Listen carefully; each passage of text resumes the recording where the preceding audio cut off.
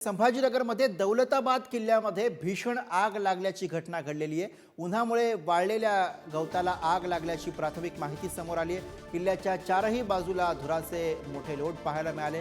दौलताबाद किल्ल्यामध्ये आगीमुळे पर्यटकांना प्रवेशाला बंदी घालण्यात आलेली आहे। संभाजीनगरमधली ही घटना। तर या किल्ल्याचा इतिहास आपण ग्राफिक्सच्या माध्यमातून पाहूया। 11व्या शतकामध्ये दौलताबाद किल्ल्याची स्थापना करण्यात आली। देवगिरीच्या यादवांकडून दौलताबाद किल्ल्याची स्थापना केली गेली। अनेक आक्रमणांनंतर 12व्या शतकामध्ये किल्ला खिलजी घराण्याच्या ताब्यात गेला। 1328 मध्ये सुलतान मोहम्मद बिन तुगलकने राजधानी दिल्लीहून देवगिरीला हलवली। त्यानंतर देवगिरीचं नाव बदलून दौलताबाद असं करण्यात आलं। भक्कम सुरक्षा व्यवस्थेमुळे अजिंक्य किल्ला अशी या किल्ल्याची ओळख।